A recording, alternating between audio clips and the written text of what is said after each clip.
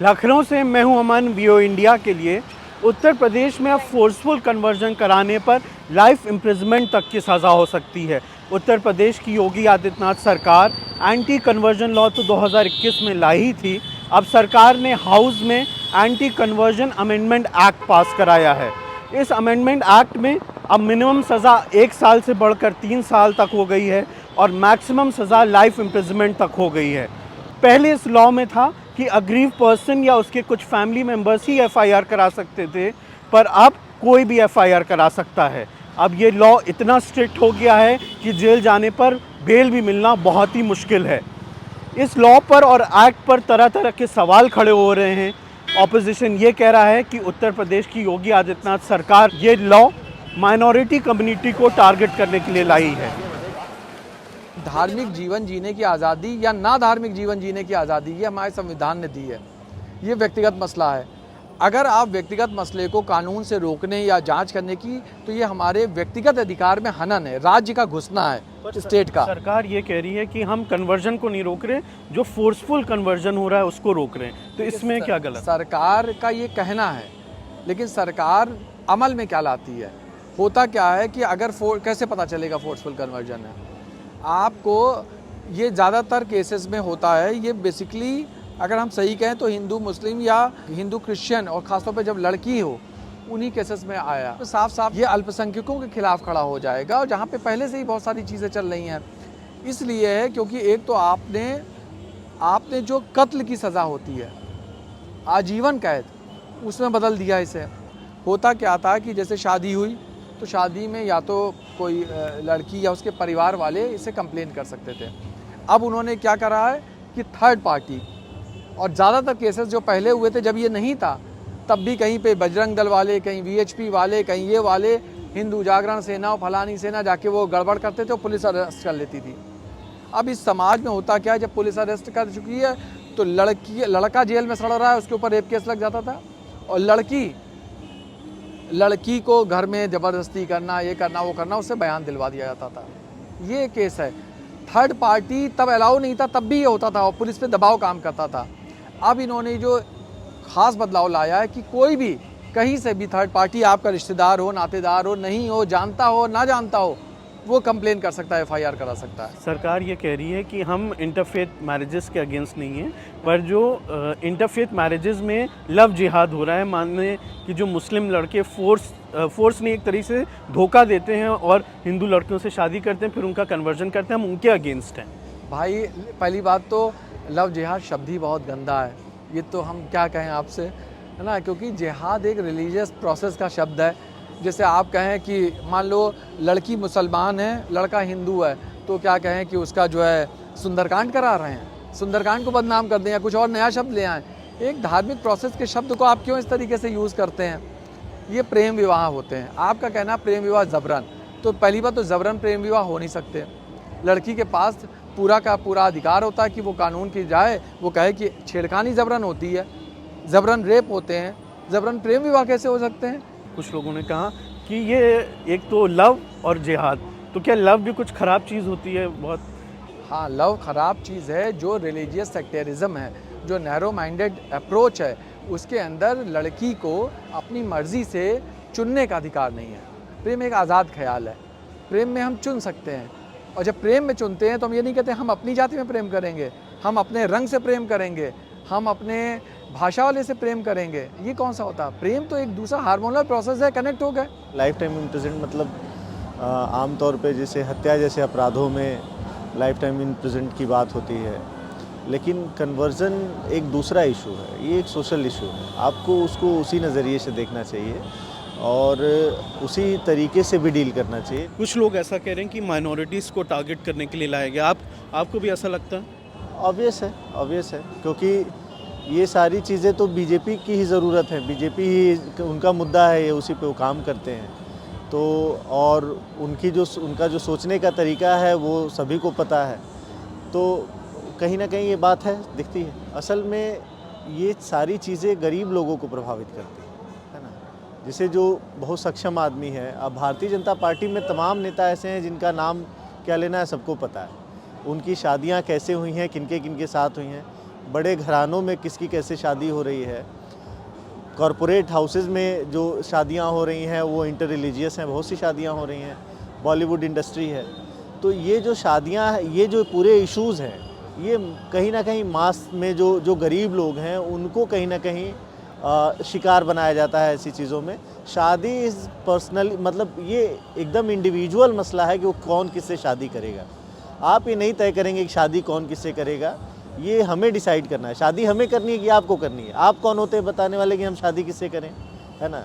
हम जिससे भाई हमको जिससे मोहब्बत होगी शादी करेंगे, हमारी जिससे बात बनेगी उससे शादी करेंगे। अगर हमारा भाई शादी करने का क्या है, हम अपने प्रोफेशन में जिससे हमारे रिश्ते अच्छे होते हैं और या हमें कोई पसंद होता है, शादी के लिमिटेड क्राइटेरिया हैं और ये लड़का और लड़की तय करते हैं। अगर हम एडल्ट हैं, हम देश में वोट डाल के सरकार बना सकते हैं तो शादी भी कर सकते हैं।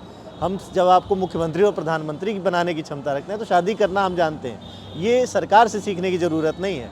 तो सरकार को थोड़ा सा समझना चाहिए कि उनकी अपनी क्या सीमाएं हैं। सरकार अगर अपनी सीमाओं को पार करेगी तो कहीं ना कहीं ये लोकतंत्र के लिए अच्छा नहीं है। उत्तर प्रदेश में जिस तरह से पिछले दिनों में धर्म परिवर्तन की विभिन्न प्रकार की सूचनाएं मिल रही थी और धर्म परिवर्तन को लेकर के साजिश और षड्यंत्र किए जा रहे हैं, उसकी शिकायतें मिल रही थी, उसको लेकर के उत्तर प्रदेश की योगी आदित्यनाथ सरकार ने एक धर्म संपरिवर्तन प्रतिषेध अधिनियम एक स्थापित करने का काम किया था, जिसमें धर्म परिवर्तन अगर किसी लोभ से, लालच से, डरा करके, धमका करके, किसी गलत उद्देश्य से अगर किया जा रहा है तो उसके खिलाफ गंभीर धाराओं में मुकदमा पंजीकृत किया जाए, उसको दंडित किया जाए, ऐसी व्यवस्था बनाई थी।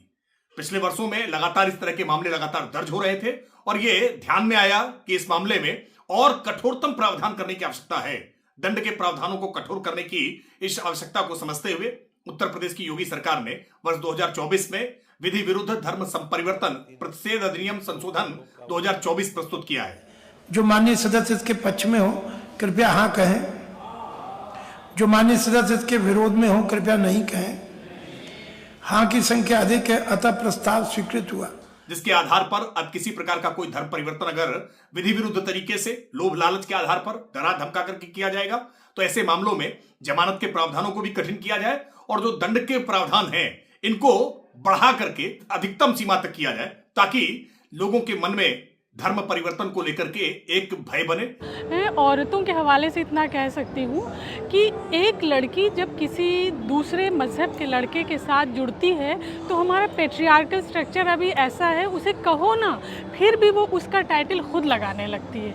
आप उसको कह देंगे ये फोर्सफुल है, आप थी सिंह आपने खान लगा लिया, क्यों लगा लिया, ये साबित करना बहुत मुश्किल है और ये सरकार को तमाम हथियार देता है कि आप लोगों की ज़िंदगी पे हमला करें। क्रिश्चियन को, मुसलमान को ये खूब टारगेट करेंगे। ये एक ज़रिया बनाया है इन्होंने लोगों को टारगेट करने के लिए, कटघरे में खड़ा करने के लिए, और कोई भी दुश्मनी निकालने के लिए कह दे कि इन्होंने इनकी लड़की के साथ ऐसे किया, ये एक मौलाना आया था उसने यहाँ इनका मज़हब बदल दिया। तो ये एक आसान बात नहीं होती मज़हब बदलना, ये एक प्रक्रिया की मांग करता है। जब इंसान उसके साथ जुड़ता रहता है, समझता है, वो हो भी जाता है, वो नहीं भी होता है। देखिए, इंटरफेथ मैरिजेस जो हैं वो सबसे अच्छा ज़रिया है समाज में इत्तेहाद मिल्लत पैदा करने का। हम समझते हैं, हमारे ख़ानदान में भी खूब हुई है। उसके ज़रिए जिनको आप दूर से देखते हैं तो उनको नज़दीक से जानने लगते हैं, तो ना वो हमारे दुश्मन थे ना ये हैं। तो ये एक सबसे बेहतर ज़रिया है सांप्रदायिकता को मात देने का। लेकिन अब आपने ऐसी दीवारें खड़ी कर दी हैं कि इंसान उससे और दूर हो जाएगा। किसी बच्चे का किसी के साथ अफेयर भी होगा तो क्या वो पहले उसकी ज़ात मज़हब पूछेगा, उसकी कुंडली निकालेगा, उसकी ज़ात पूछेगा, उसका गोत्र पूछेगा, तब उससे कहेगा जी अब हमें आपसे इश्क है? ये तो एक बिल्कुल ही नामाकूल बात है जो उत्तर प्रदेश की सरकार ने किया है। ये बहुत ही ख़तरनाक बात है। ये जो लॉ आया है मेरे हिसाब से नहीं, पूरे भारतवासियों के हिसाब से, पूरे देशवासियों के हिसाब से यूपी सरकार ने जो लॉ लाया है अंतरधर्म विवाह के लिए, काफ़ी अच्छा लॉ लाया है। ये इससे क्या होगा, जो भी लव जिहाद करते थे, जो भी अलग नाम बता के, अपना फेक नाम बता के लड़कियों से, हिंदू लड़कियों से शादी करते थे, जो भी मुस्लिम लड़के शादी करते थे, अब नहीं कर पाएंगे ऐसा, क्योंकि सरकार ने ऐसा लॉ ले आया है जिसमें उनको क्या है कि उम्र कैद की भी सजा होगी।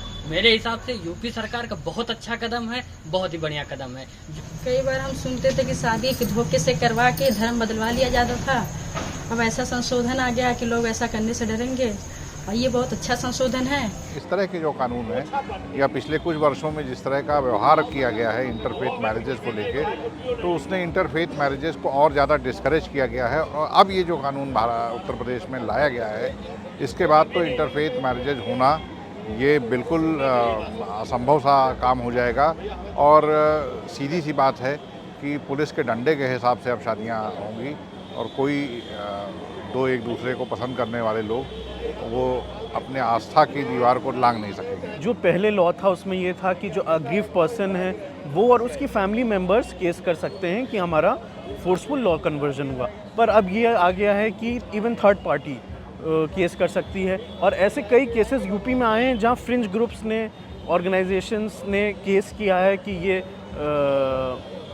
फोर्सफुल कन्वर्जन कर रहे हैं। इसको आप कैसे देखते हैं? अब एक तरीके का हथियार दे दिया गया है कि अगर हमने धर्म परिवर्तित किया है, हम या किसी के साथ हमने अपनी आस्था जोड़ी है, तो ये हमारा अपना व्यक्तिगत मसला नहीं रहा, बल्कि ये किसी तीसरे का मसला हो गया जिसको किसी भी कारण से इस चीज़ से तकलीफ हो सकती है।